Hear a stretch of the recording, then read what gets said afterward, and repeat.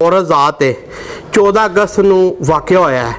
ਕਿਹੜੀ ਐਸੀ ਅੱਛੇ ਘਰਾਣੇ ਦੀ ਔਰਤ ਹੋਏਗੀ ਜਿਹੜੀ ਇੰਨੇ ਕਰੋੜ ਦੇ ਵਿੱਚ ਜਾ ਕੇ ਲੋਕਾਂ ਨੂੰ ਫਲੈਂਕ ਕਿਸ ਕਰ ਰਹੀ ਹੈ। ਐ ਨਹੀਂ ਸਮਝੀ ਕਿ ਮੈਂ ਸ਼ਾਹਰੁਖ ਖਾਨ ਦੀ ਧੀ ਹਾਂ, ਪਿੱਛੋਂ ਭੁੱਖੇ ਘਰ ਦੀ ਹੈ। ਦੋ ਚਾਰ ਭੁੱਖੇ ਲਫੰਗੇ ਜੇ ਉਹ ਮਸਾਲੀ ਜਾ ਕੇ ਨਾਲ ਲਾਇਆ ਉਹਨੇ, ਉਹ ਕੀ ਕਹਿੰਦੇ ਉਹਨੂੰ, ਇੱਕ ਮੁੰਡਾ ਜਿਹਾ ਨਾਲ ਆਇਆ ਮਸਾਲੀ ਜਿਹਾ, ਰੈਂਬੋ ਜਿਹਨੂੰ ਕੋਈ ਨਹੀਂ ਜਾਣਦਾ, ਉਹ ਰੈਂਬੋ ਬਣ ਗਿਆ।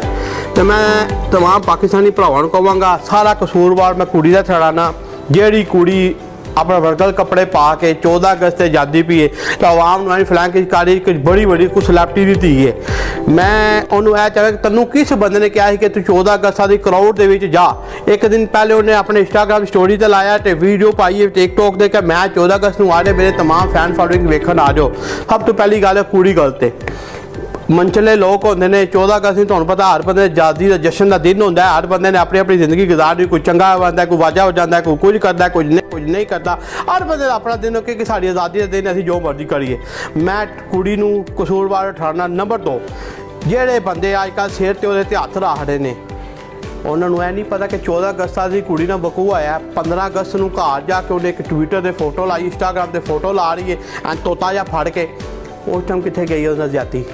15 अगस्त भी लंघ गया, 16 अगस्त भी लंघ गया, 17 अगस्त वाले दिन माई के लाल पैदल जो सिर ते हत्थ रखने ने और पहले अपनी मंजी थले भारी फेड़ो और फेम लैन की खातर करिए। साडे मुल्क इस्लामी जमहूरिया पाकिस्तान है, इत्थे बंदे नूं फेमस लैना औखा काम नहीं है, बिल्कुल सौखा काम है।